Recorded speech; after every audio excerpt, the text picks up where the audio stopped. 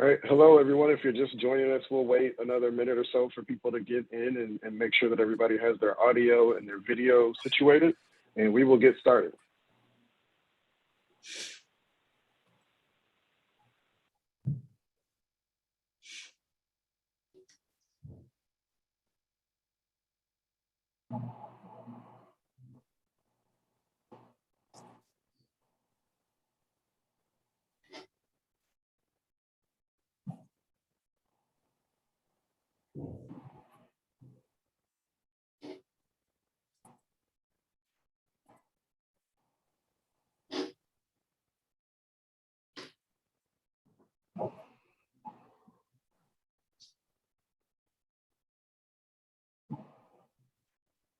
All right, again, if you're just joining us, we're going to give everybody we'll give it another minute and give some people time to get their audio and video set up, working out, and we will get started.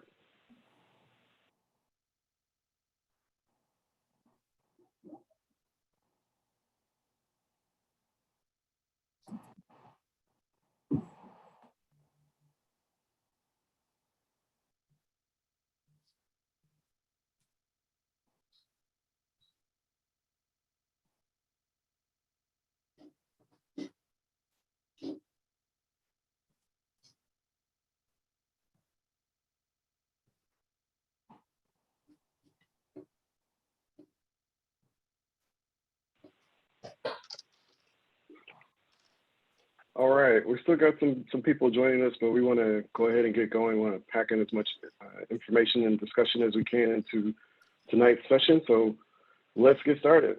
First of all, I'd like to welcome everyone to the panel. This is one of our early events on the Justice, Equity, Diversity, and Inclusion Committee. And we'd just like to thank you all for attending. We'd also like to thank AIA St. Louis for helping coordinate this event. We certainly could not have done it without the help of Patrick and Lisa. Thank you so much. Since this is one of our early events, I just want to take a moment to kind of read through our purpose for the J.E.D.I. committee. The AIA St. Louis Justice, Equity, Diversity, and Inclusion Committee provides programming, training, volunteer, and community engagement opportunities in an effort to increase diversity, create equity, and encourage inclusivity in our profession, chapter, and practices, and take a stand in support of social justice in our community. To that end, we thought it would be a great idea to bring together some of the voices in the St. Louis architecture, construction, engineering, design community, and get some of the perspectives of people that we may not necessarily hear from as often as we would like to. Before we get to the panel, I would like to introduce our J.E.D.I. committee members. I couldn't see if Melissa managed to join us earlier, but Melissa Harlan and Patricia Sanchez DeAndre are our chairs. I am Linnell Hunter. Sorry, I don't know if I bothered to introduce myself, but I am Linnell Hunter. Nice to meet you. Noma Asuingo, Kelsey Jordan, Paula Baeda, Faith Feng, Ann Dang, Ashlyn Jack, Rebecca Schrank, Megan Mifflin, and Allison Zuck are also joining us on the committee in various roles.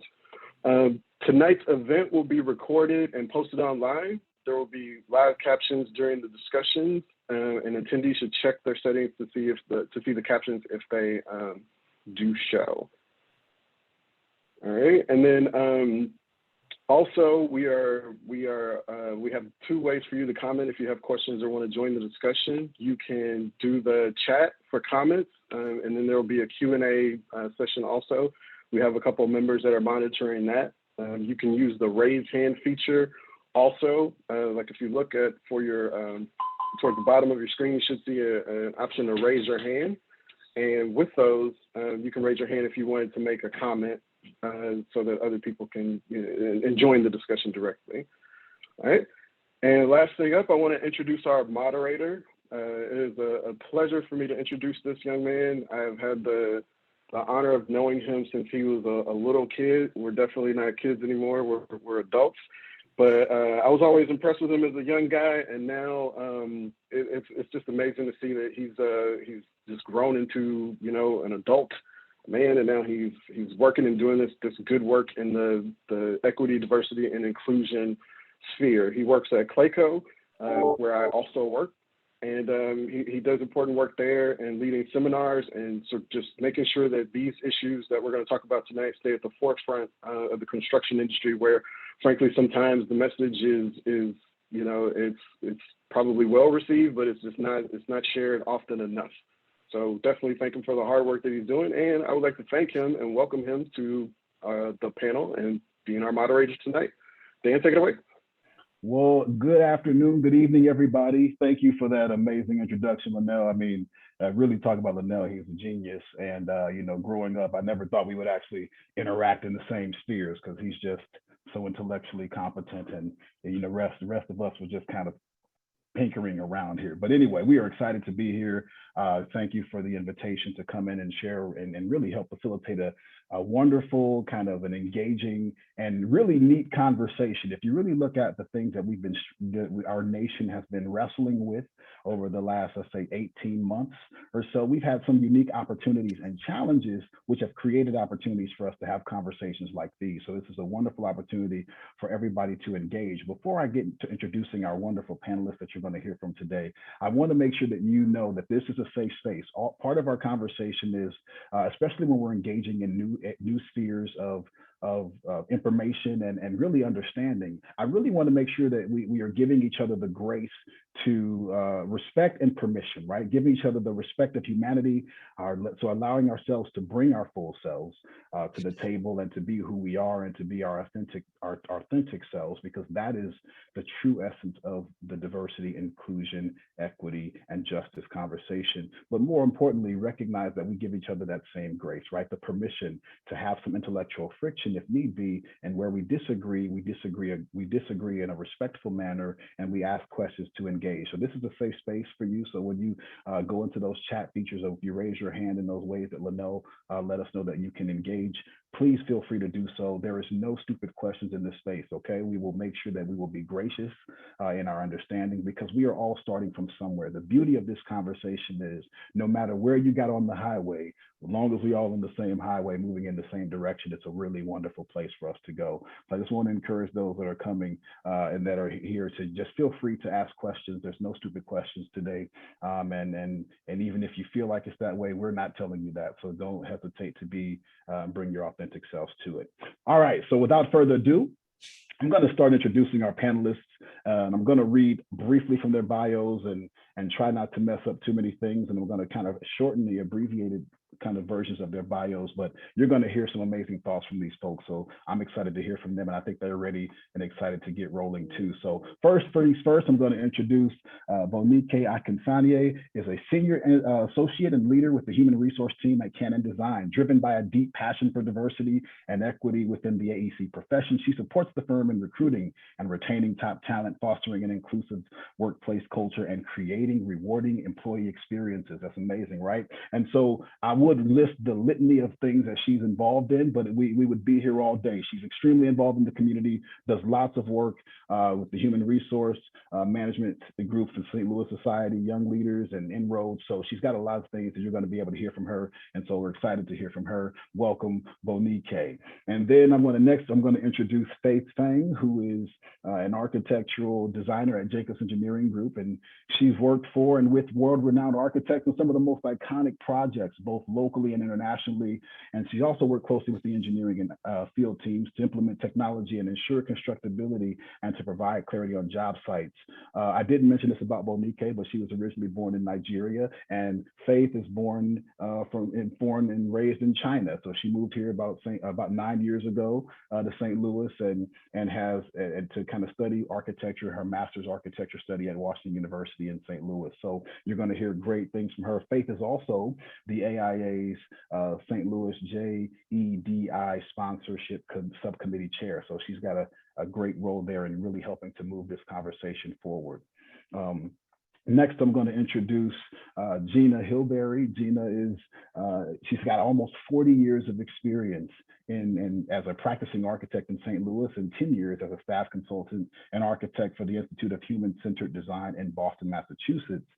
Her work is focused primarily on accessibility, inclusive design, historic preservation, complex renovation projects, new construction. In addition, Gina also taught more than 15 years at Washington University in St. Louis and is currently working on projects that include for the United States Department of Justice, the National Park Service, Alabama Department of Corrections, St. Louis City, and many private legal and architecture firms. And again, a long list of accomplishments that we don't need to read. You'll understand how effective and qualified she is, just as our other panelists. And last but certainly not least, we are joined by Steve Myers, who brings over 30 years of architectural experience to his role as vice president at CannonDesign. And his career is focused on managing and multidisciplinary project teams and assisting clients to strategically plan, define their own challenges, and find creative and innovative solutions to their facility needs. And so he brings a lot of information and experience to the conversation as well. So welcome all of our panelists. We thank you all for giving your time and more importantly, your gifts and resources to this conversation.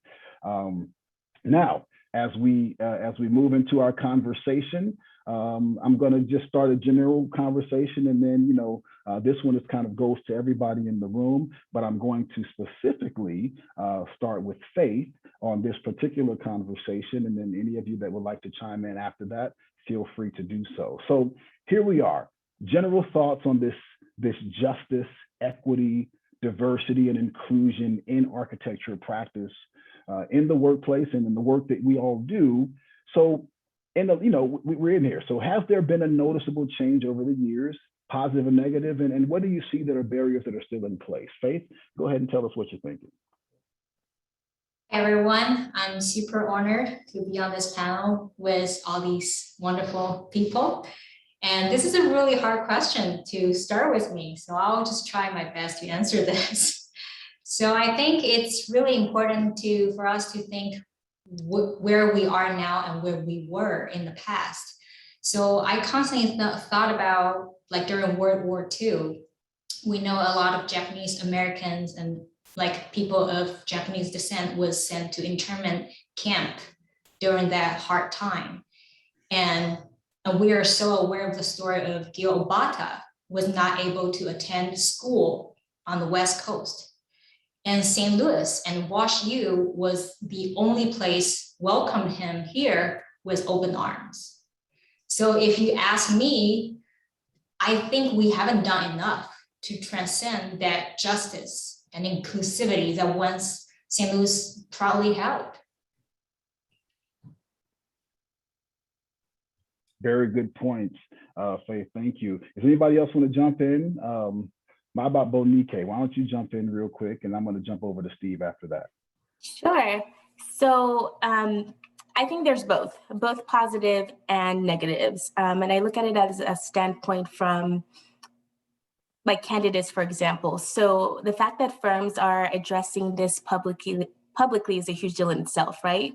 Not only that, but also being held accountable about what they're saying or claiming that they're going to do by their employees, by the outside world. Candidates more and so now than ever are asking us about DEI initiatives. Like, what are your initiatives? They want to see the stand or where a firm stands on these issues and before they decide whether or not to join us. So clients as well, clients want to see themselves reflected in the firms that they work with. It's almost a requirement now, and I love that. And I think that's a positive because the more we talk about it, the more that we require this and ask of this, the better things will be, the more change will happen. And obviously, nothing is perfect. There's still opportunity for growth. I think one of the sad parts is that through all of these conversations, you see more people that don't see this as important. Even with everything going on, they still don't see it as necessary, and that's sad. So there's still some barriers there, but I think that there's some good changes, maybe slow, but there's some positive steps towards the right direction. Very good feedback. Steve, I'm thinking about your role as a vice president and what are you seeing in this conversation and even in your pursuits and in your daily activity? How's this affecting and impacting you at Cannon?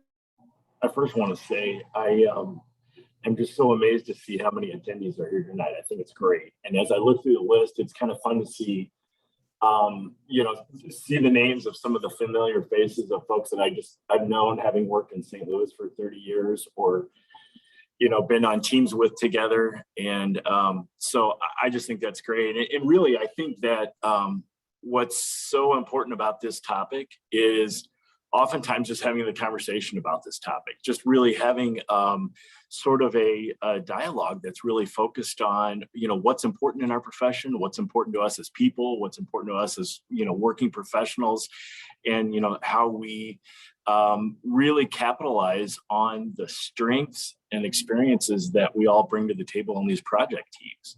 And so, what I really see in my role as a vice president is kind of more outward focused and inward focused. Outward focused in the sense that, as Bonike is alluding to, where clients more and more are putting value in having these conversations and identifying consultants, team members, other professionals that bring these unique skill set to the table, and really recognizing what DEI can offer.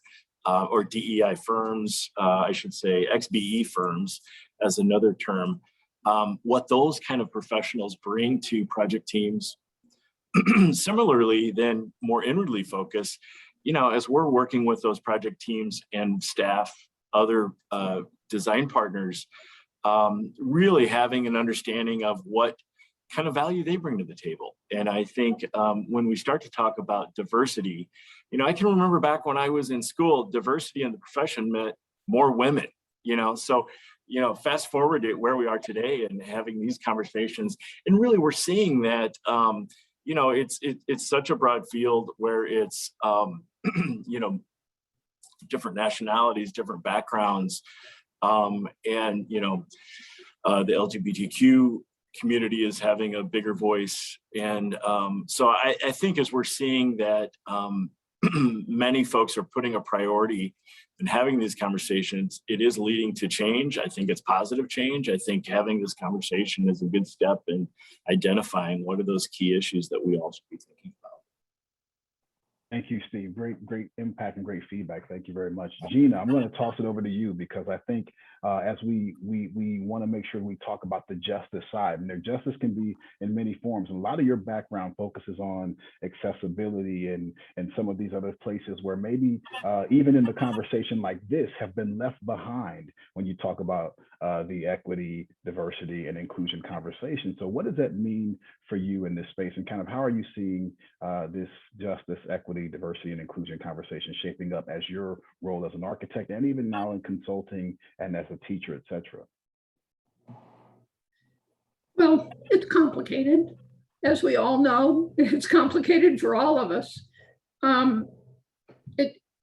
I was interested in what Faith harked back to, and the history and where we've come from, and what Steve mentioned about, at one time, diversity meant women. And I will add to that, it wasn't just women, it was white women who'd gone to the right schools.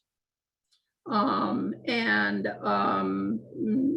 that was about it for a while. And then we grew up, we're getting there, but folks with disabilities are still not at the table, period. They are, I spent a great deal of time trying to get AIA National to put a seat on their diversity committee for people with disabilities, and got exactly nowhere. And I know other architects across the nation who have made the same effort and have gotten exactly nowhere. To my knowledge, we still have gotten nowhere. 20 to 30% of our population has disabilities. The work that we do every single day creates environments. Those environments either enable or disable. So we not only are responsible for what we're doing within our offices and our practices, but we are very responsible for what our impact on the environment and on everyone else's environments, the churches, the offices, the medical clinics, everything else. Those spaces are what we're doing. And if we don't make them inclusive, including people with disabilities, we're really missing the boat.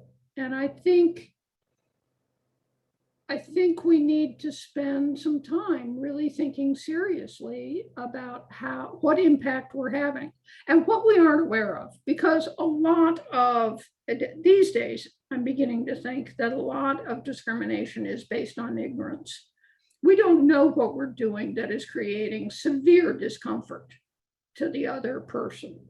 And until we know and recognize those elements and learn to welcome learning into ourselves and learn to listen, we aren't going to get there. And it doesn't matter whether it's disability or anything else, or ageism, which is the latest one I've discovered. We got to listen. And I gave the committee a hard time because they didn't have a request for ASL on the registration form. And I will continue to give them a hard time. That is not interpretive. That is a completely separate language. And to welcome people who have certain kinds of hearing loss, that's what you need to do. You don't need to be having meetings on second floors, folks, not where there's no elevator. You know, there's a whole series of things that from the little things at home to within the office that, and we all have a lot to learn. I have a lot to learn. Wow, I think Gina is she's taken us to a lot of different places, right? I think that's some great things that we can do. Some of what, a lot of times when we're in this diversity, justice, diversity, equity, inclusion conversation, we're looking for the big wins, right? The ones that are front page news and to get this, the rah-rahs. Everybody wants quick wins, but it's really the small things that make everybody feel like they're included, that make somebody feel impacted. Something as simple as adding this to a worksheet, or holding the meeting in a place that's accessible to all those that were inviting it. And imagine, inviting somebody to a party and having no resources when the party is there. And that's what we're doing. We're inviting people to the party to come work and come and join and be in the community, but we're not always considering other folks. And that's where relationship comes in, and relationship comes in, and relationship makes a big difference. I want to kind of move us into another thing. Why do we, and I'm going to start with Bonike on this. Why is it that we sometimes these conversations and these topics spur such strong emotions from those who are being excluded and those who maybe are on the other side, whether you might present in the majority of it? Why do you think that some of these conversations spur such strong emotional connections? Yeah, that's a great question. I was trying to think about that. And, the first thing that came to my mind, just in terms of those that are being or feel like they're being discriminated against, is it's so deep, right? When we bring up these topics where we ask people about their experiences, everybody can remember a situation or a time when they have felt discriminated against, whether it was 10 years ago, 20 years ago, like you can remember that. And it goes so deep, and it's such an emotional response. Like it's a part of you, like it follows you, and it almost makes you who you are in a sense, right? Whether that makes you stronger, it's so deep. And that's where I think that once these topics start happening, or people start having these conversations, like it's just beyond the work. It's not even just work stuff, it's personal, right? And maybe that's why it's personal to you. And I think on the other hand, it's hard to see, when people point out or they criticize you or they give you feedback, it's hard to receive it. So if your initial instinct is like, oh, well, I'm not that person, I'm not racist, or you immediately want to fight. Like it's a fight or flight. You don't want to see, you want to stay in your little bubble. And when people are exposing these things, you want to fight it. And I think that's why it's kind of the emotional response is to, no, I'm good, we're not doing this, everything's great, because you immediately want to fight because you don't want to see it. And I think that's the reality of it. Wow, that's a great perspective, right? Thinking about, if you imagine, especially as a diversity practitioner myself, right? When you're, I used to tell people it's always challenging when when you're always telling somebody that what they're doing is either wrong or it needs to change, right? So it's a challenging conversation when you're starting with that. But if you look at it from the perspective of the other individuals and say, hey, I feel like I'm doing okay, and I feel like I've taken steps, and here you are telling me the steps I've taken are not necessarily sufficient. And so Faith, I bounce back to this to you, and really, you know, talking about not just the emotional capacity behind this, right? But what does it say about the importance of the people who are affected, right? So Bonike mentioned some of about it because it's who we are, but how do you see this maybe as a non-Native American kind of in this space, and how has it kind of impacted you, and how have you seen it evolve? This is truly a very deeply emotional question to begin with. I just want to share a little bit of my kind of perspective. So I moved from China to America like 9 years ago.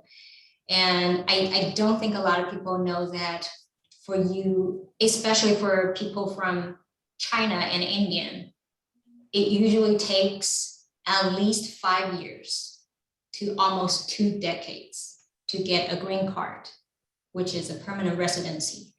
Allows you to fully choose who you work for, what kind of job you want.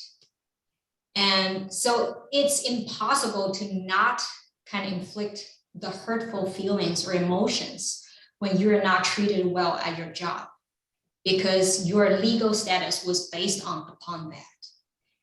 And if you were abused, if you were underpaid, and if you're not respected, and there are a lot of times and people just feel powerless because it's really difficult. You have to move on to another place that sponsors your visa. That's the first premise. And secondly, the new employer needs to also pay respect and be really genuine and acceptable of who you are and where you're from, and not constantly judging or criticizing the culture, your food, and your identity. So you can bring your truest self to workplace without diluting your Asianness or Chineseness or your own culture. So it is deeply emotional, and it is a very important part of this whole dynamic, I think. Thank you very much, Faye. That's a very interesting perspective. Not interesting, but kind of unusually in this conversation, right? I remember when we were in some of our planning sessions and we were talking about how, you know, especially in St. Louis, this conversation has been literally black and white. And really everything else has trailed heavily behind. And so it's wonderful. And that's where relationships come in. That's where David put in the chat, empathy comes in, because empathy requires Brene Brown. If you all don't know her, find her, look at her, listen to what she's talked about. She does a great job of talking about empathy. But empathy is one of those things that requires us to kind of pull on that feeling in ourselves, right? So we understand with the feeling of, I took out some of those words that she was talking about, being powerless.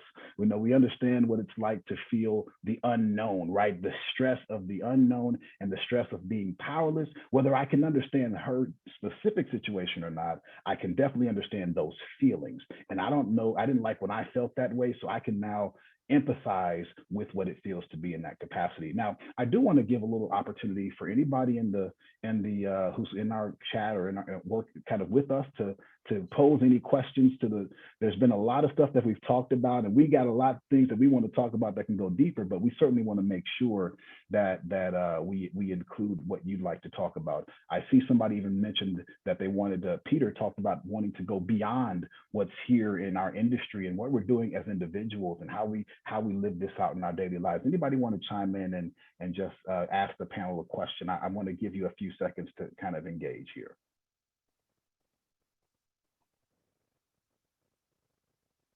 There are no questions in the Q&A, but if anyone wants to speak out, they could use the raise hand feature.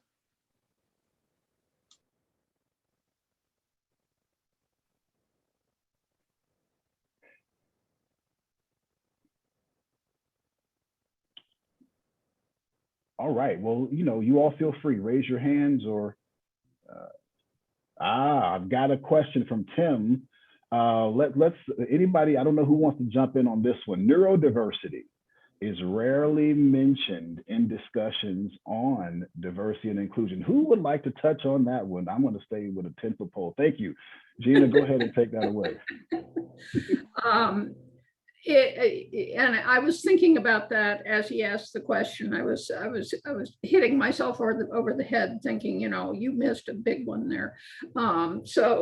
Thank you. The whole topic of neurodiversity is highly complex, very poorly understood by the general population. And I will guarantee you that every single firm that's on this call has folks who work there who have disabilities, many of them being neurodiverse.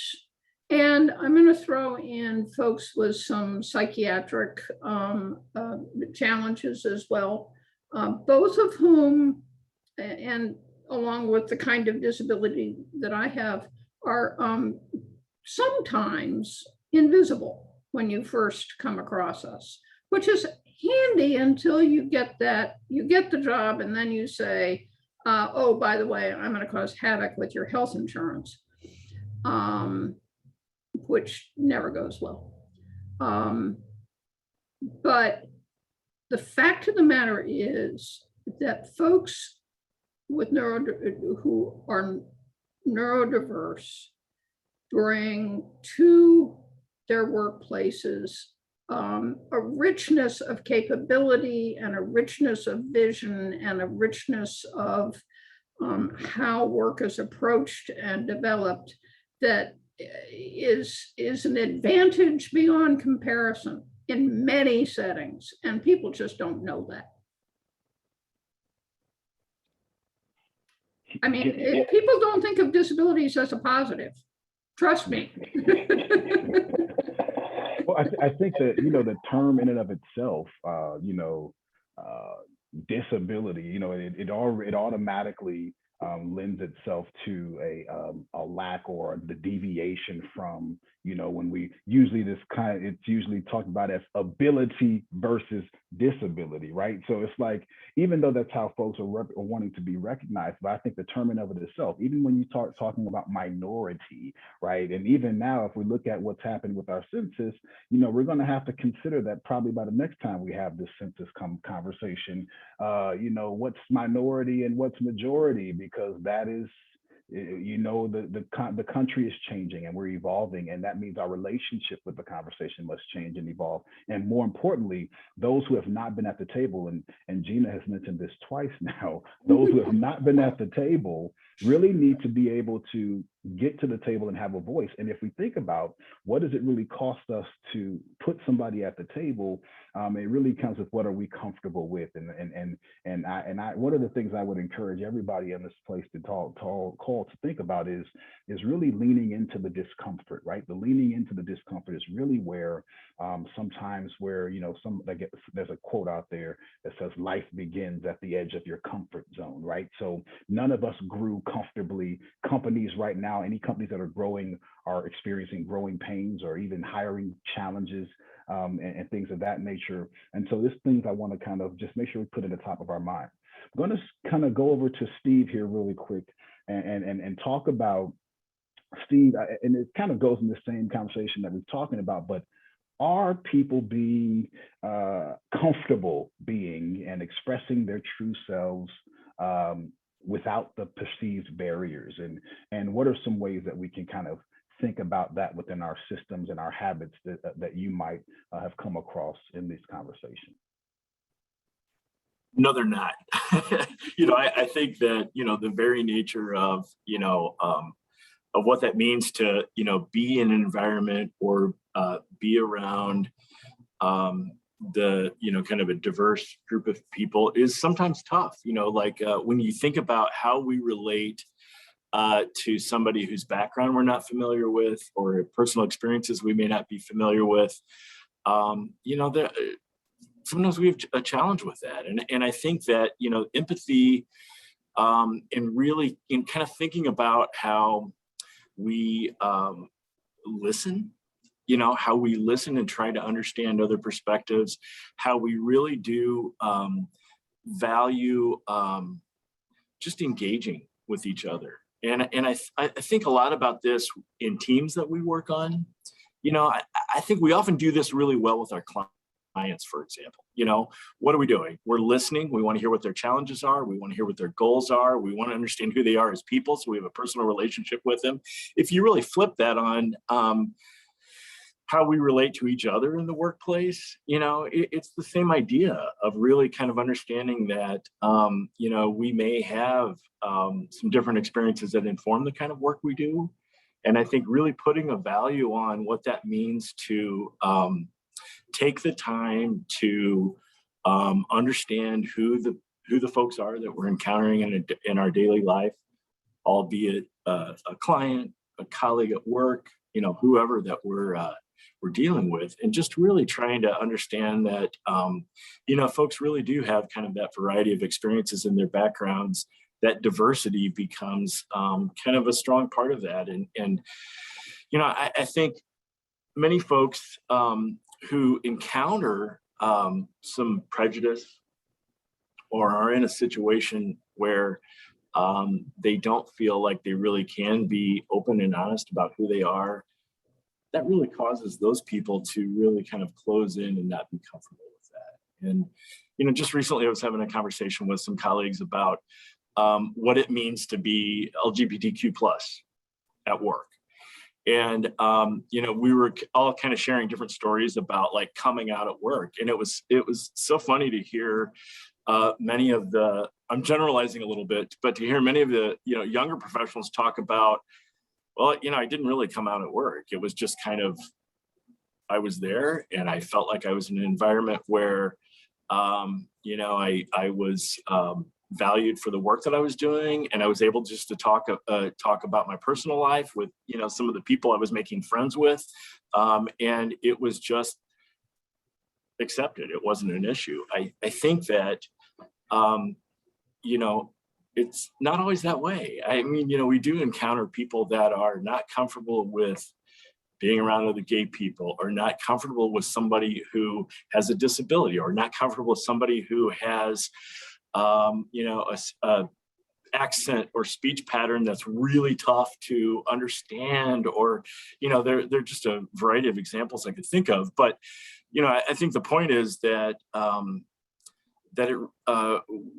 taking that effort to really be conscious about how we're interfacing with others, listening and helping to understand that, I think is really part of that contribution of what it means to understand and I think be empathetic. Yeah. Thank you, Steve.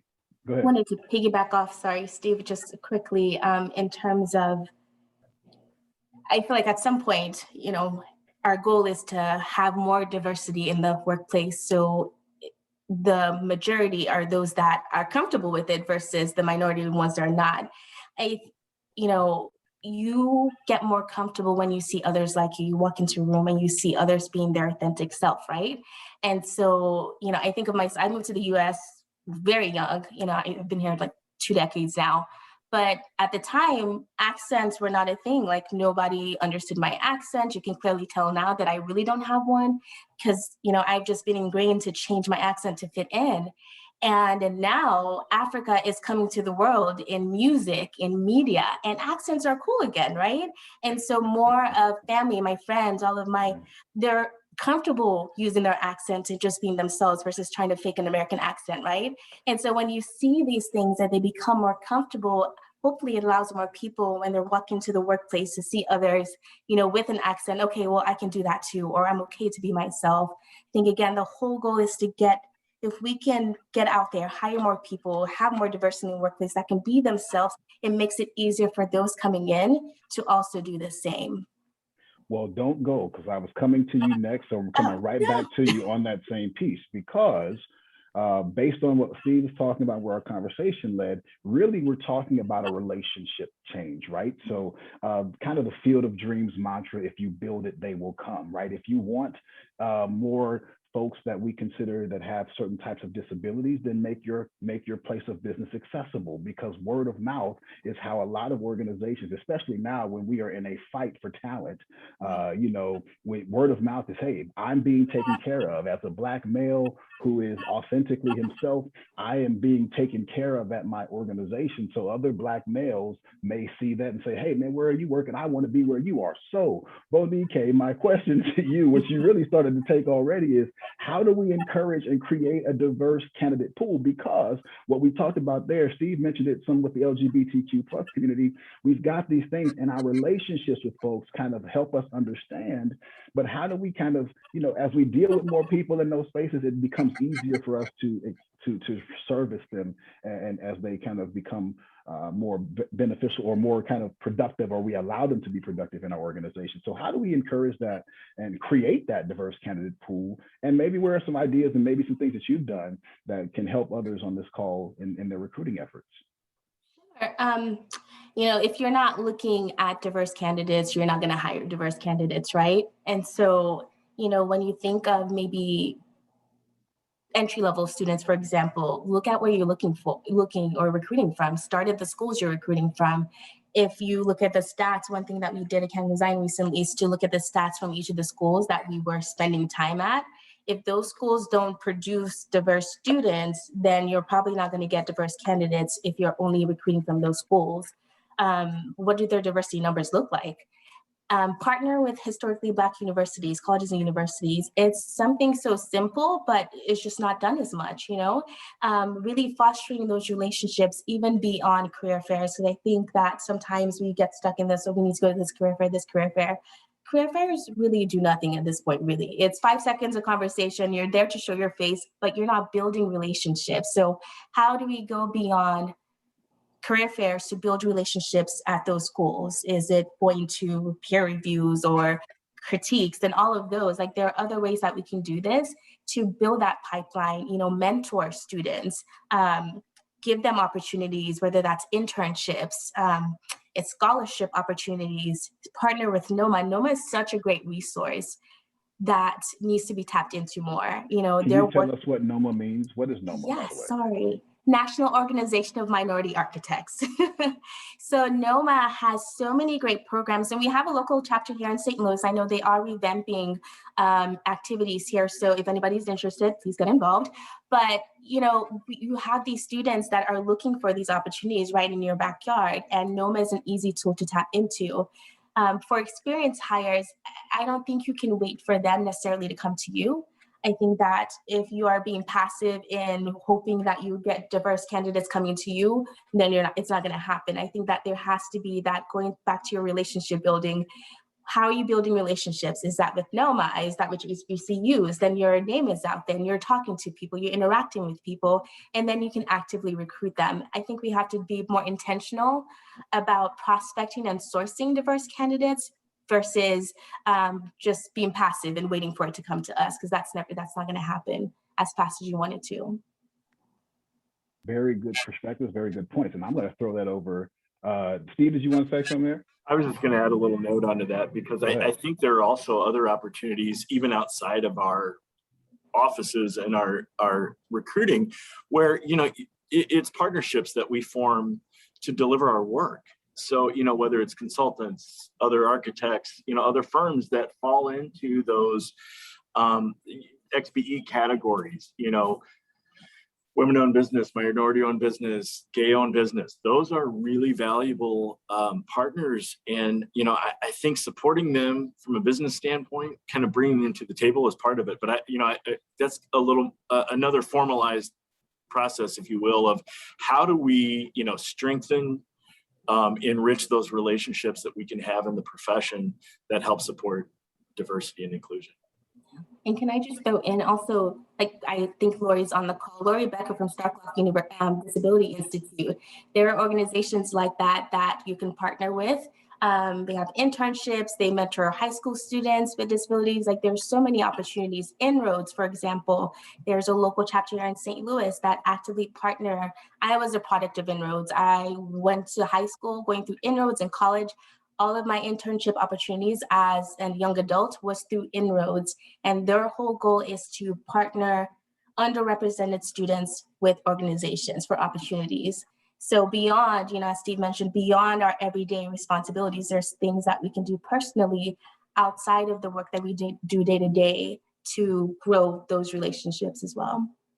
Very, very good. Thank you, Bonike. So I got a comment that I'm going to come to from Halima. Welcome, Halima. That's one of our LJC folks there. So it's good to see her on the call. But I want to go to Faith really quickly, because oftentimes, especially in our conversations, Faith, especially as of the challenges that our nation saw over the summer with the Asian American Pacific Islander group, what are some of the things that you've experienced there, and how can, organizations continue, or organizations and people engage with that population, and what are some things that you have to share with us here? Well, another wonderful but also huge question just throwing at me. Wow. So yes, so unfortunately for the last 18 months, like for folks like us, like especially in our API community, we have followed a lot of social media that covering those horrendous attacks to our elders and women of our community. But I have to say this, the Asian hate has manifested in a lot of places long before this has even started. Like I have to just put my personal stories in here, because I used to have this white male supervisor, and he constantly mocked about our food. And he will say, we Americans are so blessed that we don't have to eat those food. And he will constantly mocking like, oh, Chinese haven't even seen a golf ball, when he visited China in the 70s, like in a very condescending tone. Like things like that happened to all of us. And then I didn't register that being racist until much later in my career, when I actually self-educated and talking to people. Because when I found my salary was way under the AIA compensation report, and I asked him, and he volunteered to compare my salary with another employee. And he said, I have to pay the other employee because I have to convince them to move from Canada.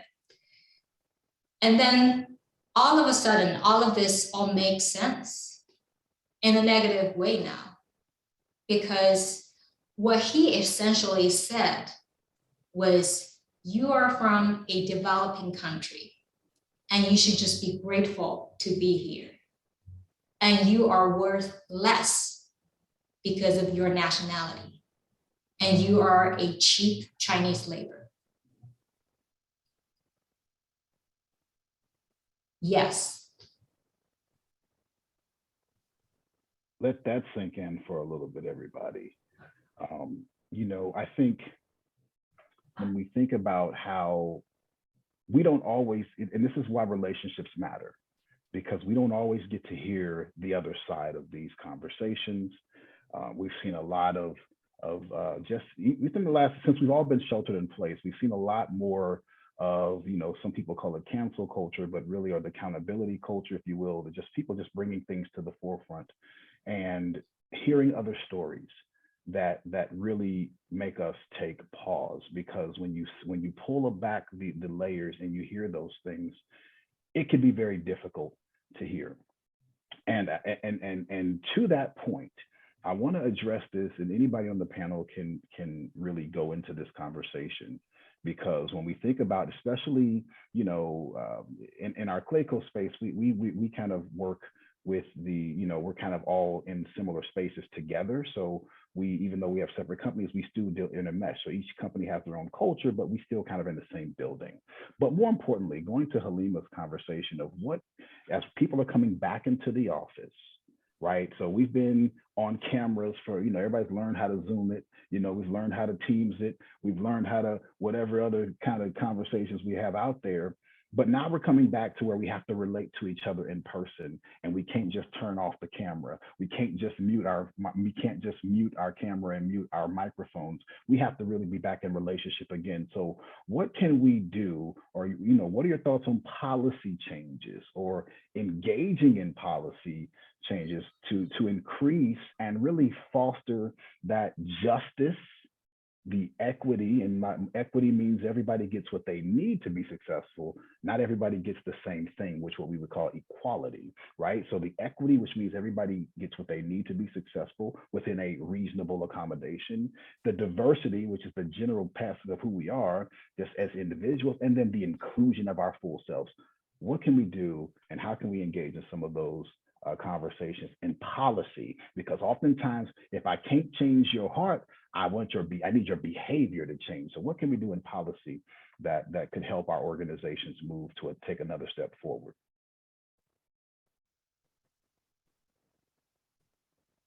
I'm gonna throw it to Gina. I haven't heard from Gina in a while.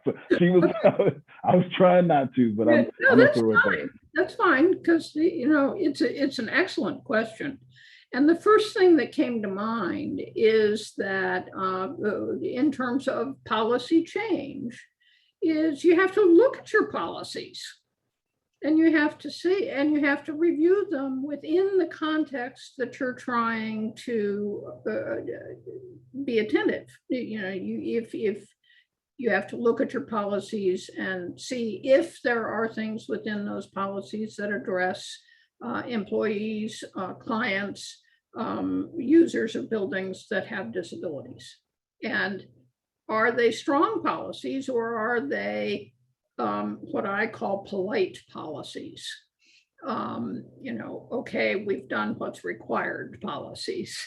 Or are you really honestly reaching out and, kind of auditing the office for environmental impact on people with disabilities, or people with different in all kinds of ways? Are people being paid equally or equivalently, or whatever, however you want to measure it? Is it done right? Does everybody get the same kind of support if they have a child? Are the guys getting paternity leave along with the women getting maternity leave? You've got to pick it apart and then put it together. And I will guarantee you that every office, including mine, has potholes. And you got to go find them. And then, having done that, I work with my clients a lot on those policies. Because I do a lot of transition planning. So I am constantly trying to get group number one to listen to group number two, so that they manage to get the policies ironed out and things aren't going to cause havoc. Very good. Thank you. Thank you for sharing those thoughts here. And as I look at some of the stories, Faith, you're getting a lot of love here in the comments. So we really do appreciate you being vulnerable and trusting us with your story. And others are sharing their stories as well. This is kind of what it, yeah, there we go. This is what it means to be involved. But, as Gina mentioned, right, as we start talking about addressing our policies, there's a quote out there that I like to use, especially when we're talking about it. You cannot get yourself out of a problem with the same thinking that got you into it. So we can't review it with the same folks that made the policies, right? So if you're not including folks with disabilities when you're reviewing your policies, other minority folks, sometimes we might even need to include those folks who are not in leadership, even though they haven't,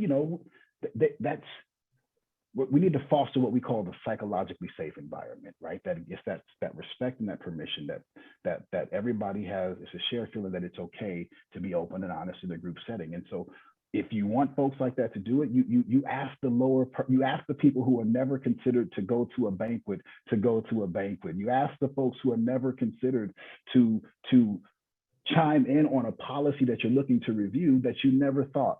We started doing some some awareness month campaigns around, different months that come up during the course of a year.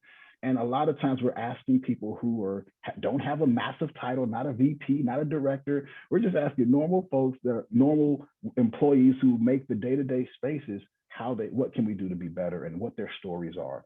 And that's extremely important as we move forward. Again, I want to stop because we're actually going to go into questions here. So I want to ask one more question before we get to our traditional question and answer session here. And the last thing is we're going to kind of move to a specific group.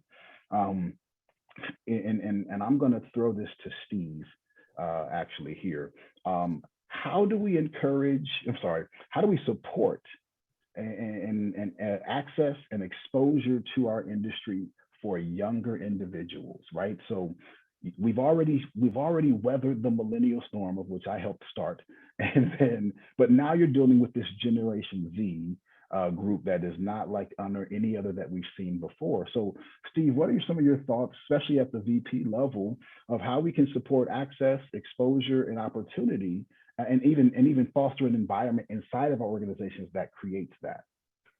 I think firm leaders play a huge role in this. I think that not only when you look at maybe examples like Faith just shared with us, where I think many of us should, if we see things happening in our organization that we're not comfortable with, or somebody being discriminated against, or somebody not having a fair place at the table, whatever the case may be, I think we all should find the way to be vocal about that. And, I think we all have different routes, but I do think that going back to the role that the leadership plays in a firm is so critical. And I think when you talk about, who are often the folks that are outlining those goals and aspirations for the firm and kind of setting what those benchmarks are, it's the leadership team. And I think what's so critical that that those folks in those roles need to be thinking about is really modeling that behavior, really helping support that, being visible, being engaged with the employees. And I say, leaders, I think there's, kind of multiple tiers of that. I think, depending on the type of organization that you're at, but, I think it's the, the principals who are really, at the high level, but it's, project managers who are working with teams. And I think it's so critical that those folks are engaging with team members, listening to team members, and just part of the collaboration that goes on in the design work that we're doing in our firms is so critical that, you really are kind of walking the talk. I mean, that you are committed to creating that environment that is open and safe and accepting, but also making an effort to reach out to, individuals on the team. So, I mean, I don't know. I think that there are probably different ways to kind of implement that. And, I was doing a little research before the panel tonight. And, I think J.E.D.I actually has published some things through the AIA that really start to talk about creating a framework for DEI within your organization. And it's really about, setting those goals and how you track those goals and follow up with those. But I think there are, many other things that we can be doing in our firm with employee resource groups, that really just setting those forum up within our organization that become kind of a great way for our colleagues, our other professionals we're working with, to have a group that's there to help support those initiatives or help to be a voice for DEI within your organization.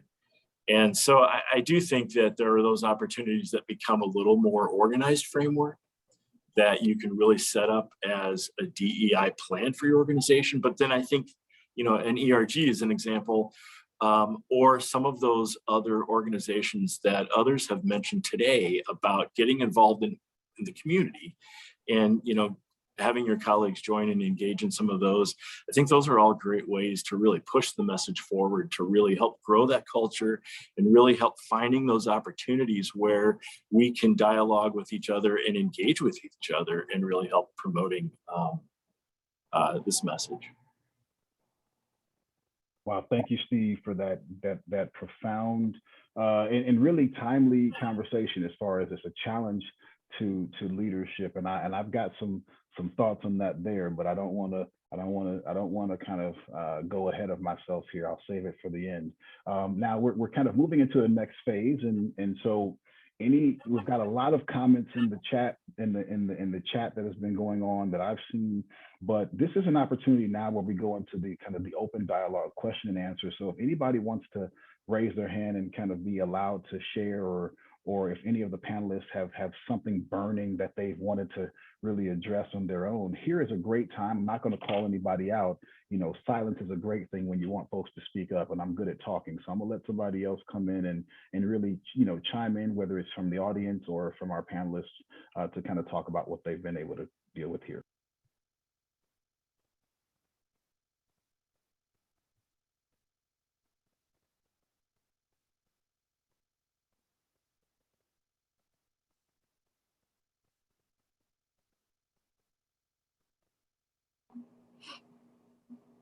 It's a quiet group.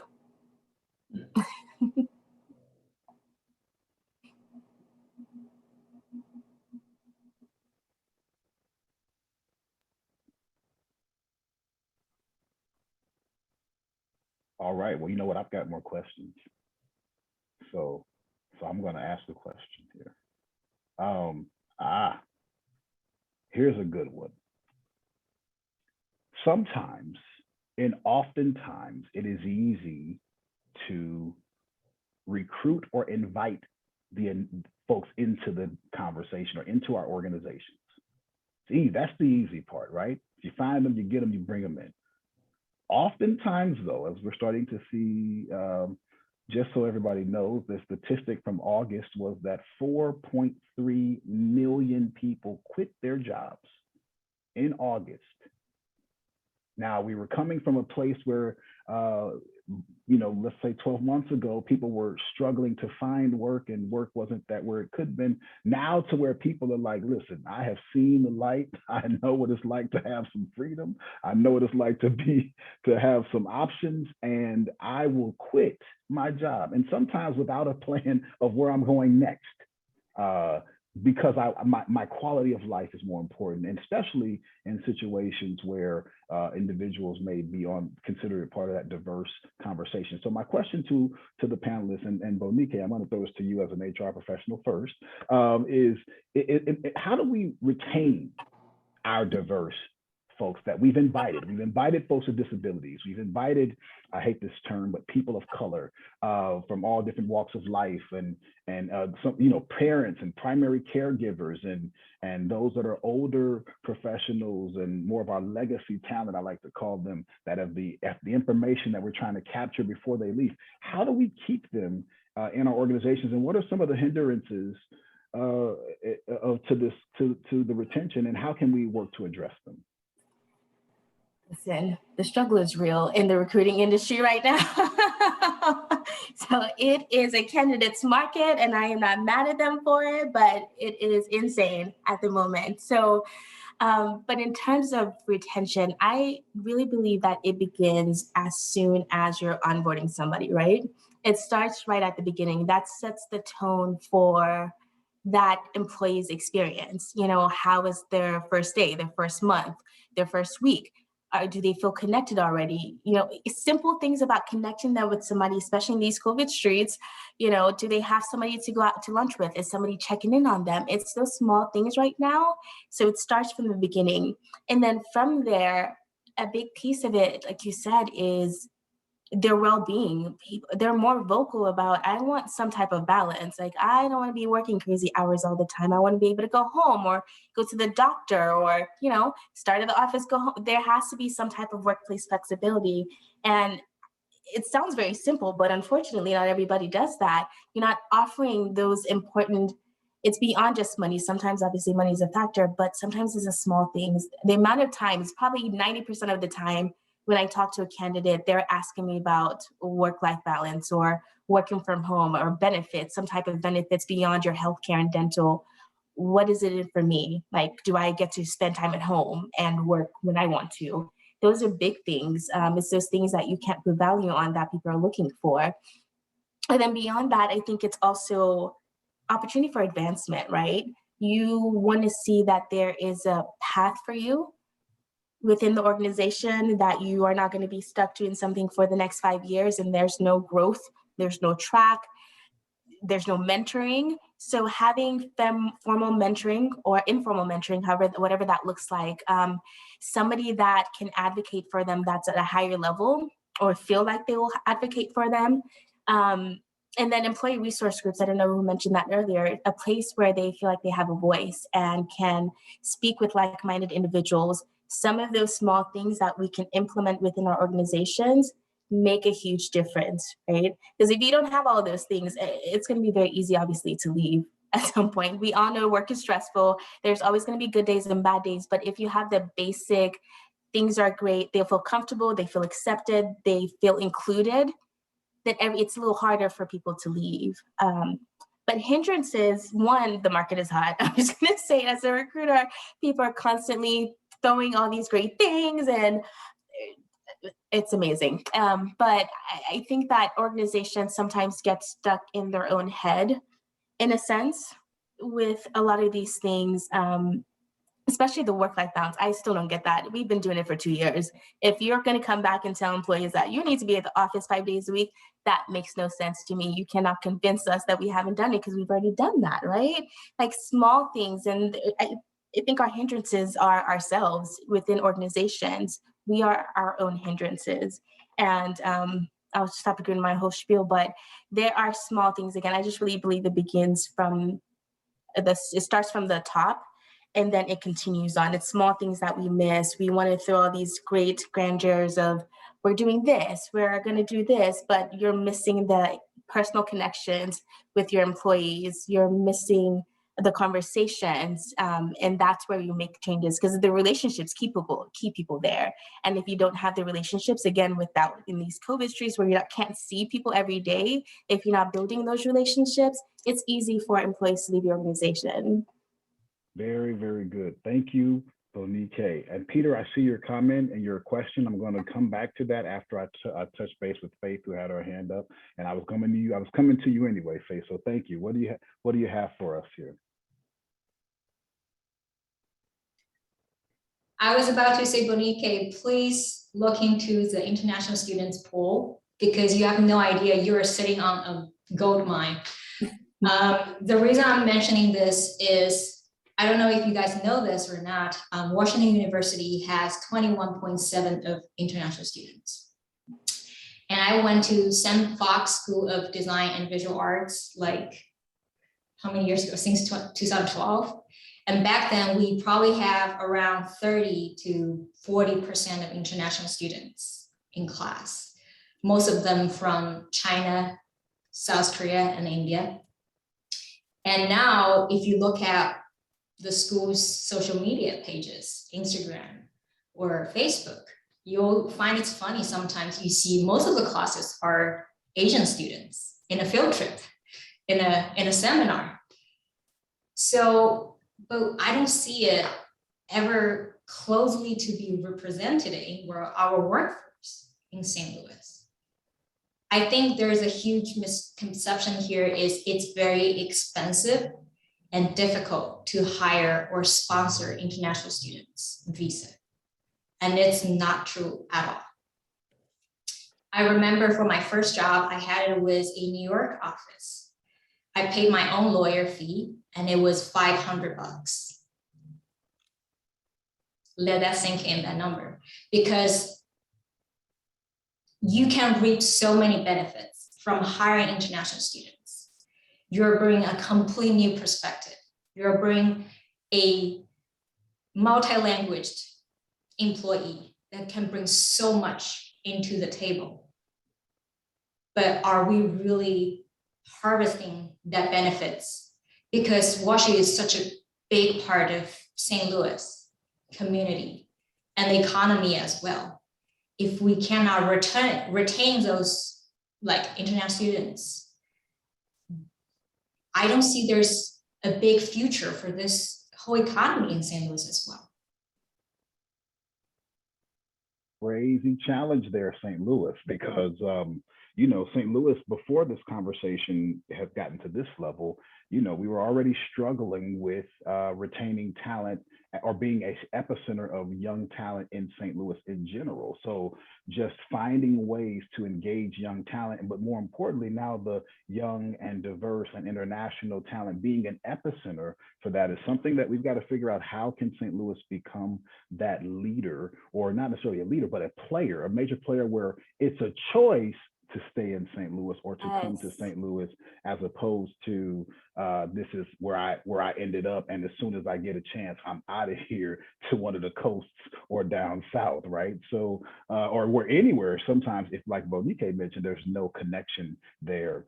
I do want to jump to Peter's comment and his question here on, you know, really he's kind of, Bonike, you really started to mention a little bit in he says in the, you know, employees are people, and too often within the company, they're a workplace. These are our workplace friends. These are my work colleagues. And once the work ends, we all go our separate ways into our other lives, right? We have, you know, one way you see me at work, and if you see me in my natural environment, you might not even notice me. You know, I can't tell y'all, I'm gonna just speak personally. I haven't given too much, but there are often times when people see Dan out, you know, I get ignored by my colleagues sometimes, you hear me? And I'm a director, and I've been a director for over 7 years. I mean, almost 7 years in this company. I get ignored because they don't even recognize me sometimes. Now, I'm not gonna lie, I got some tattoos on my arms, and if I'm wearing my arms out, you know, you might see some, but some people don't even know, or if they do, they don't want to associate with you. And then you have to wonder, is it because? So to Peter's point, how can we all be better at giving? And I know we've been challenged with COVID and not having employee or companies not being able to have many of these employee engagement conversations.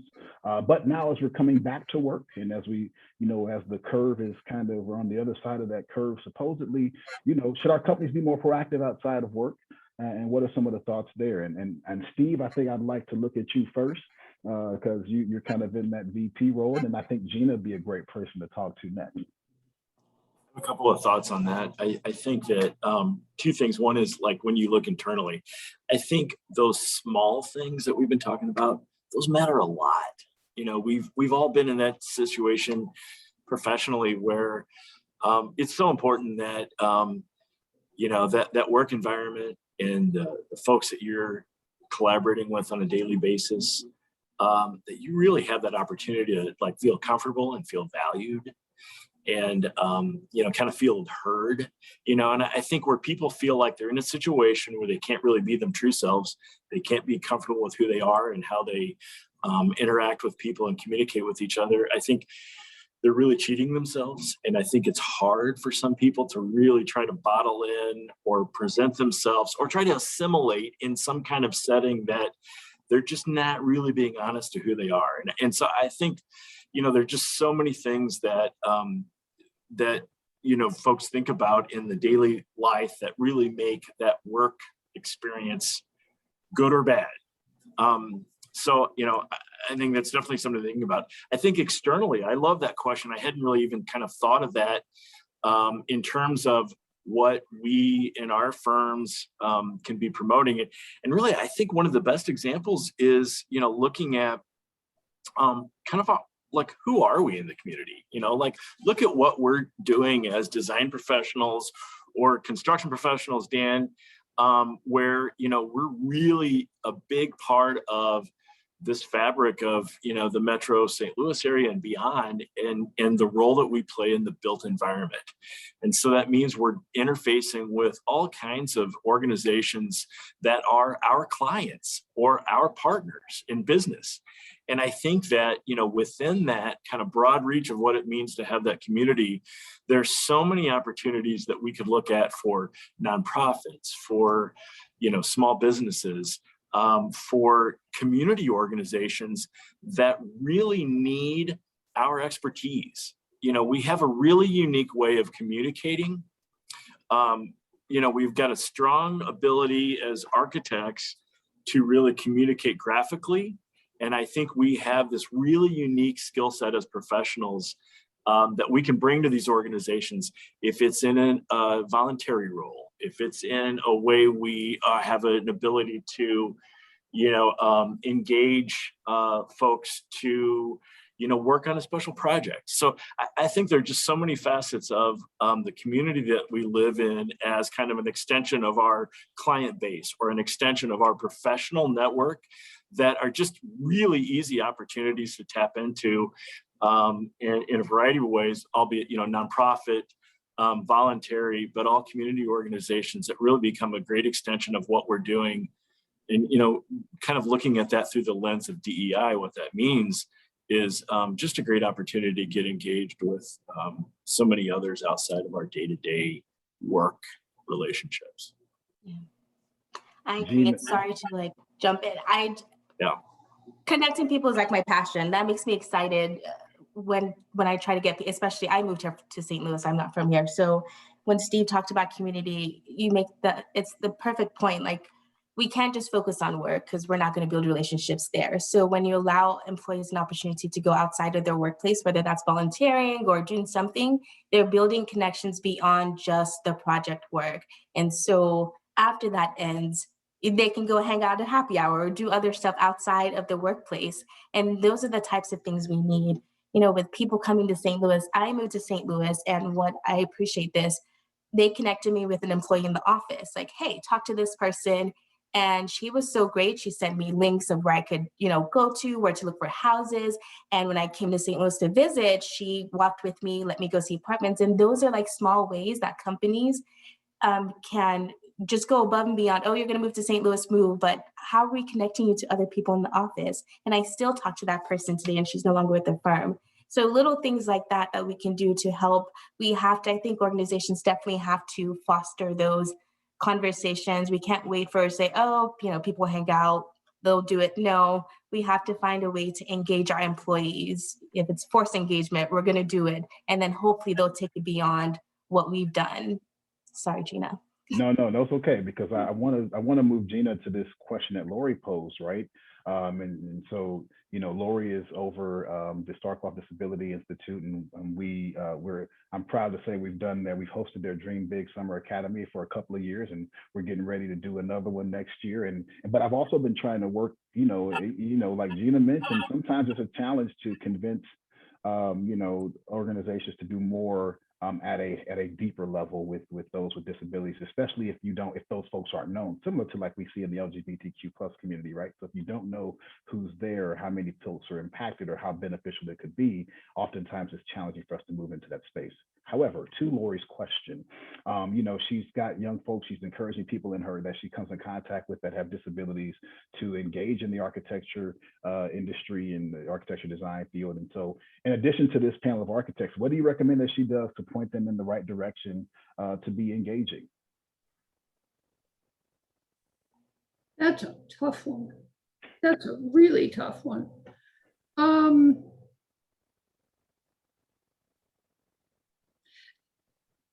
The problem with the question is that architecture is a profession that requires, no, it doesn't require this. It's extremely helpful if you love what you're doing. And I happen to think that in architecture and some of the other service professions, and I think of architecture as a service profession, not as a host of other things. If you love what you're doing, you can work around a lot of stuff. You can't give that. You can't teach it. You can fall into it by accident, and I don't know how to make that happen for someone. I think the secret to some extent is just being incredibly determined. If you love design, you're going to keep poking at the corners of it until you find a spot that's an open door. And the open door isn't necessarily going to be a traditional open door. The problem is to talk to other folks, and in Lori's case, I would say other folks with disabilities, who are in the profession, and you are growing your connections within the architecture community, which is exciting to watch. And going back to the mentoring issue, you're not going to get a lot of mentoring from within firms, especially smaller firms, just by the nature of the beast. But if you can build that network, and if there was a NOMA for architects with disabilities, or if that could be developed, or as part of J.E.D.I, there is a welcoming place that younger people can come to, as well and find us gray hairs and find some open doors. It's really a tricky bit of finding open doors, and I got incredibly lucky, and I'm well aware of it, and I don't know how to create luck. It's opportunity and preparation, right? They say it's at the intersection. I'm sorry, Lori. If I had a better answer, I would come up with it, but. Well, it looks like it's a challenge. And so this is not the last time that this group is going to be talking and engaging, and more importantly, this committee. So I think there's some challenges here with the AIA that are on the table. There's one last thing, and I know we want to do these last things, but I've got this question that Tim posed in the chat, and I think it's extremely important for us to look at it real quick. And anybody can jump in, because we only got about a few more minutes left. But so things like the social expectations of, when you come into a job workplace, and shaking hands, or the eye contact conversation, and how important that they are. Small talk, if you are from, I have learned that some of our international folks did not understand what small talk was, and shooting the breeze, if you will, another word could come to mind. But shooting the breeze and being able to kind of talk about baseball and the weather and stuff that really don't matter, but certainly to folks can be a huge relationship builder, or it has been in terms. How can employers and coworkers educate and accept the differences in how folks interact? And I'm interested in this one too, because as a Black male out of Black culture, eye contact is a different beast in our culture, right? So, every time you come in here, it's, like, oh, look folks in the eyes. But when, where I come from, when you look folks in the eyes, it's, too long, it's a problem. So what do you need, right? It's a question of, why are you looking so intently? That's the nature of the culture that I was raised in. So coming into a profession where, that's the expectation, is that I maintain constant eye contact with you, it is difficult, okay? And so it's so culturally, so that's just my own personal thing. So how can we, anybody on the panel want to tackle this? How can we as coworkers or employees educate and find ways to accept folks and how we interact?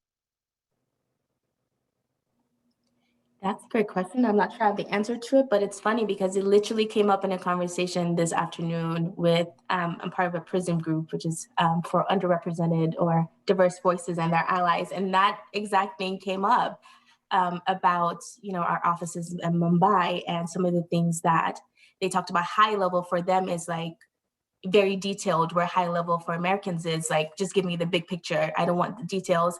And it's small things like that we don't think about, like you mentioned. And one of the thoughts that came up, again, I don't know the answer to this yet, but one of the thoughts that was discussed was putting something together, like firm-wide. Let's gather all these voices. Let's put whether a document together of socially acceptable, what it might mean in different cultures, but again, which require you to speak to your employees, which is necessary. So bringing these diverse voices together and explaining, like Dan said, the eye contact, this is what it means, or if somebody's not looking in your eye, maybe this is what they're thinking. So I don't know how to do that, but I think part of it will be having a reference guide for employees to just look at as a resource. Obviously, people want to educate themselves, but as companies, I think that we can also create some sort of something that they can reference, especially if you're working with your international counterparts. Very good. I'm going to, unfortunately, this is a good thing. So these conversations are really awesome. Unfortunately, we have run out of time, folks. And so there's been, we started getting some phenomenal engagement, which is a great thing, which means that The conversations are happening, questions are happening. Bonike, you got some love here in the chat. I hope you see it. You want to look at that chat. Tiana has something really nice to say about you. I hope you see it, and she says that you do more than just talk it. So that's important. And I just want to kind of share some things that I've heard today. And then I'm gonna turn it over to Linnell. And I've highlighted a lot of things that we talked about, but I want to take out some quotes, some things that I kind of noticed, and put us with the final word and before I hand it over to Linnell, who has some hopefully some resources for you all as well. Things about this. One, somebody said today, environments either enable or disable. Think about that. That was Gina. Thank you, Gina. That was one of the great ones. Empathy. All right, empathy and listening, not to hear, but listening to understand, listening for more information, right? If you look at your phones, every time you hit an end user agreement, that none of us read that 99-page legal document that says, I'm going to take all of your data and I'm going to track your eye movements across this screen and find out what you need so I can tell you what you need, how you need it, when you need it. They're looking for more data, right? So listening with an opportunity to gather more data as opposed to looking at how it's going to cost you a problem. Next thing, relationships change everything. So the more we relate, when I became a parent, my relationship with what I understood about folks with kids completely changed, let me tell y'all. Next thing, we do this with clients. Steve talked about this. We're able to do it and take time to understand the needs, challenges of clients to provide better solutions. Why shouldn't we and why can't we do it with those who are the ones who help us retain and keep and service our clients, which are our employees? Think about that. Another word that came up was intentionality, being intentional about this conversation. I heard something here is who's at the table, and this is the last thing that I'm going to kind of end up here with. I believe that this conversation of justice, equity, diversity, and inclusion is a moot point without these last two things, which is strategically weaving it into your strategic plan of your business. This is one of the only areas of any part of any business I've seen in the world that we go into, spend money on, throw money at with no metrics, with no expectation of how we're going to perform. We spend a lot of money. Everybody talked about how many companies talked about who they were going to invest in these different black organizations, black folks, Asian folks, and all these people, but never had the accountability behind it. So the last thing is put data to your initiatives and put it into your strategic plan, because it gives us the accountability that we need. All right, so it gives us the accountability that we need. And so lean into the discomfort, put it into your strategic plan, and engage voices that have not traditionally been at the table to engage. Thank you, everybody, for your comments. All of our panelists, oh my gosh, we are so grateful and indebted to you for sharing your unique perspectives and experiences to us. I know that our team is going to make sure that these questions and all the comments that were taken are being cataloged so that we can address them at a later date. So thank you, everybody, for your time and for your treasures and for your impact. I see things from who is that, from the Mosaic group, from the Starcroft Disability Institute, from the J.E.D.I group at AIA. There's so much out here. So please continue to engage. And thank you all for allowing me to kind of spend some time here as a kind of a bystander and a participant here. So thank you all for that. I turn it now over to Linnell, who's going to close us out. All right. I think this is the point. If we were able to meet in person, where you get a round of applause, each and every one of you. Woo! We could do it over Zoom, but it's kind of awkward. Everybody knows. But I want to thank Dan. I mean, I'm just grateful that you agreed to be our moderator today, and then thank you for keeping the conversation moving. You are definitely adept at this. You can tell that it is a passion for you, and it just shows that you live this. So we appreciate it. Bonike, Faith, Gina, Steve, thank you for talking about things that are not easy to talk about. Thank you for sharing perspectives, like we said earlier, that people don't always get to hear. It's important that these voices get out into the community for everybody to hear, and you all have done that tonight. On behalf of the J.E.D.I committee, I'll announce that we are giving each of you gift certificates to the AIA bookstore, and the AIA bookstore is really cool. I don't know if they still got toys, but I got my son like a Lego set there one time. It's like a Chicago set. you know, architect nerd stuff. But yeah, find yourself something and pick something up at the bookstore with a gift certificate. So thank you. There's a couple things that I wanted to put in front of everybody in attendance tonight, and I will try to share my screen over Zoom. I think we all know how this goes. Sometimes it goes well, sometimes it doesn't, but I think I'm gonna do it right. So you should be able to see my screen here. And all right, I can make it full screen. All right, so if you are interested in donating, there are a couple options here.